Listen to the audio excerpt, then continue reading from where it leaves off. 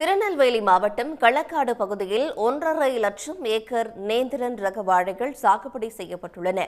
வாழைத்தார்கள் குறைந்த விலைக்கு கொள்முதல் செய்யப்படுவதால் நட்டமடைவதாக கவலை தெரிவிக்கும் விவசாயிகள் விலையை அரசே நிர்ணயிக்க வேண்டும் என்றும் கோரியுள்ளனர்.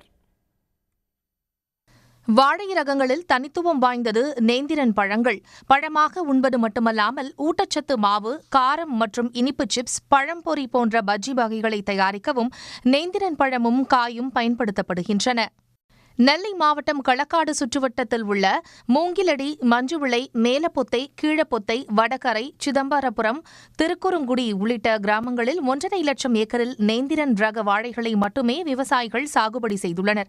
ஆனால் மழை, வெள்ளம் மற்றும் விலங்குகளின் தொல்லையால் பெரும் நட்டம் ஏற்படுவதாக விவசாயிகள் கவலை தெரிவிக்கின்றனர். வாழை நடுவிலிருந்து அறுவடை வர விவசாயிகளுடைய தொழில் என்பது இது ஒரு கேள்விக்குறியான தொழிலாக தான் இருக்குது. ஏன்னு சொன்னால் இது இயற்கை பேரிடர்களில் வாழை சேதப்படுது, காற்றடிச்சு சேதப்படுது.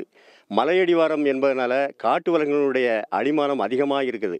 காட்டுப்பன்றி வருது, கடமான் என்று சொல்லப்படுகிற மிளா வருது, யானை வருது, கரடி வருது. சீசனுக்கு தகுந்த மாதிரி ஒவ்வொரு விலங்கும் வருது. இவர்களிடம் நேந்திரன் தார்களை குறைந்த விலைக்கு கொள்முதல் செய்யும் கேரளா, மகாராஷ்டிரா மாநில வியாபாரிகள் பல்வேறு நாடுகளுக்கு பெரும் லாபத்துக்கு ஏற்றுமதி செய்வதாகவும் விவசாயிகள் குற்றம் சாட்டுகின்றனர். பெருமளவு நேந்திரம் வாழை தான் போடுவோம். இங்கே ஒரு கன்று ஊனி வளர்றதுக்கு எப்படி பார்த்தாலும் ஒரு 300-350 ரூபா செலவாகும்.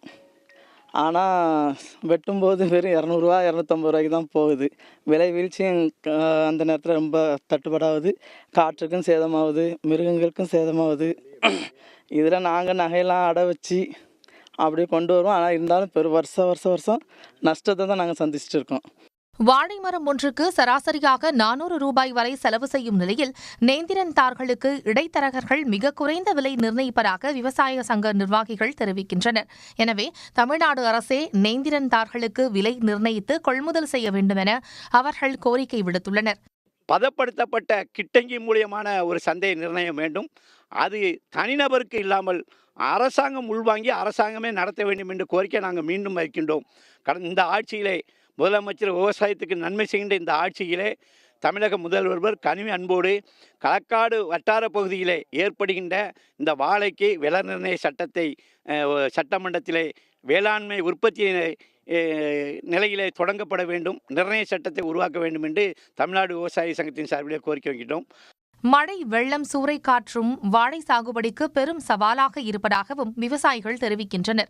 மேலும் இயற்கை பேரிடராலும் காட்டு விலங்குகளாலும் சேதமாகும் வாழை மரங்களுக்கு இழப்பீடு வழங்க வேண்டும் என்றும் அவர்கள் கேட்டுக் கொண்டுள்ளனர். சன் நியூஸ் செய்திகளுக்காக நெல்லை மாவட்டம் களக்காட்டில் இருந்து ஒளிப்பதிவாளர் ராஜமாணிக்கத்துடன் திரவிய சம்பத். உடனுக்குடன் செய்திகளை தெரிந்து கொள்ள சன் நியூஸ் பெல் ஐகானை கிளிக் பண்ணுங்க.